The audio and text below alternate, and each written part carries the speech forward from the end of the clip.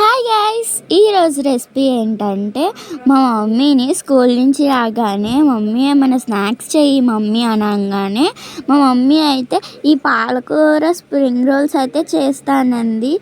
ఏంటి పాలకూర spring rolls అంటారా? వెరైటీగా ఉంది కదా వినడానికి, అలాగే తినడానికి కూడా టేస్టీగా ఏమో క్రంచీగా లోన పాలకూర తగులుతూ చాలా బాగుంటుంది.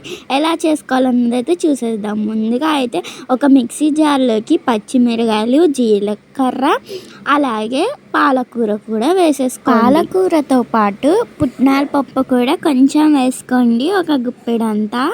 అలాగే అన్నిటిని మిక్సీ అయితే పట్టేసుకోవాలి. నెక్స్ట్ అయితే ఒక ప్లేట్ తీసుకుని అందులో కొంచెం గోధుమ పిండి అనమాట, మీరు ఎంత క్వాంటిటీ చేసుకోవాలనుకుంటున్నారో అంత పిండి వేసుకుని అందులో వాము, అలాగే నల్ల జీలకర్ర, కొంచెం కారం, మీ స్పైస్ లెవెల్ని బట్టి వేసుకోండి. అలాగే కొంచెం టేస్ట్కి తగ్గట్టు సాల్ట్ని కూడా వేసుకొని లైట్గా వాటర్ పోసుకుంటూ చపాతీ పిండి ఎట్లా కలుపుకుంటాం చపాతీ చేసుకోవడానికి అట్లా అయితే మిక్స్ చేసుకుని ఇదంతా ఒక ముద్దలాగా అయ్యేంత వరకు ఇట్లా అయితే కలుపుకోవాలి.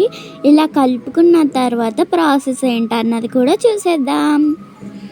ఇప్పుడు మనం మిక్సీలో పేస్ట్ చేసి పెట్టుకున్నాం కదా పాలకూర పేస్ట్, ఇప్పుడు దీన్ని కూడా మనం పక్కన పెట్టుకోవాలి. ఇప్పుడు ఒక మంచిగా వీటిని అయితే ఇట్లాగా రౌండ్ బాల్స్ లాగా చేసుకుని అద్దుకుంటూ చపాతీ పీట మీద చపాతీలాగా చేసుకోవాలన్నమాట.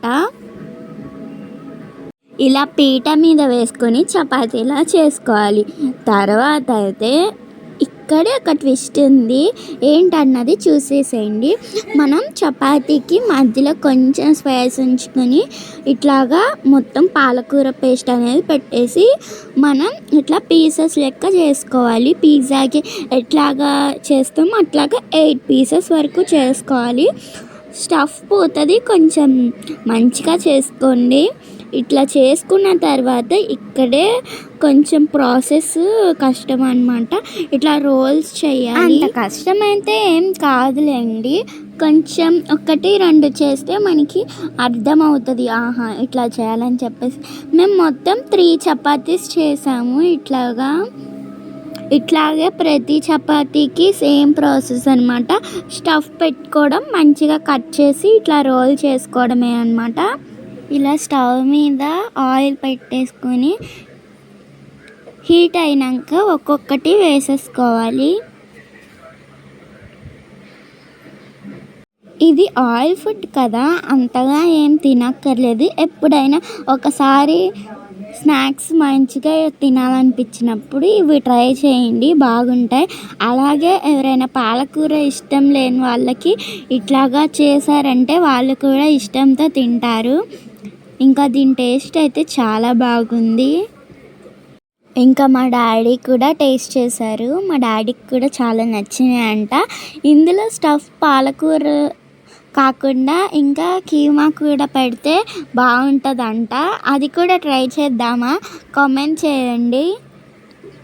ఇంకా అయితే చేసుకున్నవన్నీ ఇట్లాగా ఫ్రై చేసి పక్కకు తీసేసుకుంటున్నాం. టేస్ట్ అయితే చాలా బాగుంది. మీరు కూడా ట్రై చేసి ఎలా వచ్చిందన్నది కామెంట్ బాక్స్లో కామెంట్ చేయండి. Bye guys.